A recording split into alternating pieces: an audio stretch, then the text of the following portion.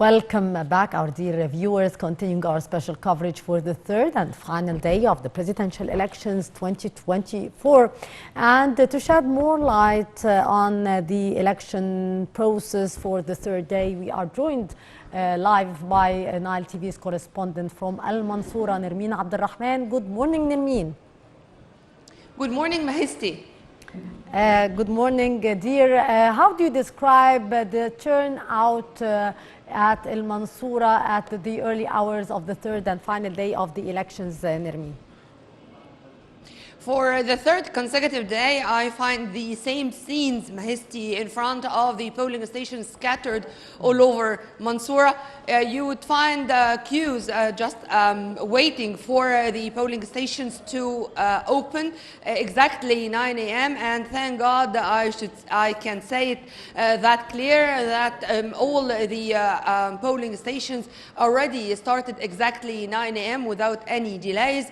And what was really nice to find the youth in front of the polling stations carrying the Egyptian flags while the loudspeakers are playing the patriotic songs, and the volunteers from different political parties are trying their best to help all the voters, particularly the elderly people and people with determination to cast their ballots and to continue with their voting process in a very easy, nice manner. By the way, the voting process all in all does not take more than 2 to 3 minutes in most cases. And what I'm talking about, it's not only in the city, it's not only in Mansoura, but it's all over Al Dakhahliya governorate. And as you know, and as I mentioned more than once in my coverage, Mahisti, that Al Dakhahliya is the fourth ranked on the biggest governorates or provinces all over Egypt, with 4,562,000 eligible voters. Also, Mahisti, I'd like to speak about the political awareness, as I was keen to stand particularly with women, as we are all saying that women in Egypt are all the time behind all positive scenes we have. Yes.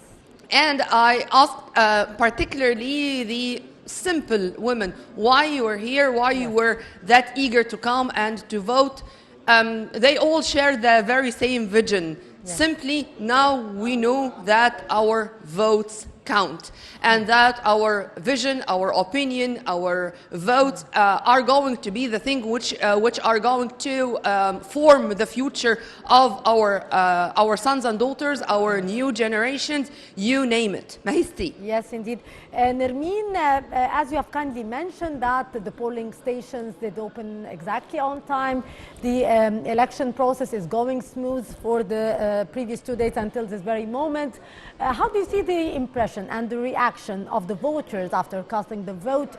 And as you have kindly mentioned that many youth were keen also to participate. See the scene just behind me. One of the volunteers from the Egyptian Red Crescent was helping one of the voters. And look, Mahisti, it was really, it's not an exaggeration at all to say that what took place in the past 2 days and inshallah is continue today, it's an electoral festival rather than a voting process. And also I'd like to mention or to focus on the committees of the what we call internal expats, those who are from other governorates, but they live in Mansoura for a reason or another, their new job or something. They are not, it's not a must to go to their hometown to vote. But here there are 7 committees formed especially for those. There are thousands, by the way, and on top of the list was Dr. Ayman Mukhtar himself. Dr. Ayman Mukhtar, the governor of Al Dakhahliya, cast his ballot here in Ibn Luqman in one of those committees specialized or formed for that reason. And on the other hand, you would find, for example, Professor Dr. Sayyid Abdel Khaliq, the former Minister of Higher Education, who is from Al Dakhahliya but living in Cairo. He decided to come and to cast a ballot here in a way to urge and to encourage the Egyptians to go and to vote, telling them that it's our duty to speak with people in the street and to answer all their questions, whether I am a current top executive or I am returning back to be one of you. Same story took place with Hisham al-Husari, another parliamentarian from Dakhahliya, who decided to come to his own village, to his home village, and to cast his ballot here. And it's really amazing to find the Egyptians and the citizens trying to ask and to know more, to choose on a scientific basis, as we are all, as we see right now. Yes. And again, I'm going to repeat this. I'm here talking about not only the well-educated, but the well-cultured, because I'm really proud to be one of them, one of the Egyptian people. Mahisti. Yes, Nermine, you have been covering the 2018 elections, and now you are covering the 2024 elections. How did you see the change here in the attitude and the mindset of the Egyptians regarding the importance of casting their ballot and to participate, Nermine? Did you feel it on the ground? Mahisti, you're reading my mind, by the way. Thank you for the question.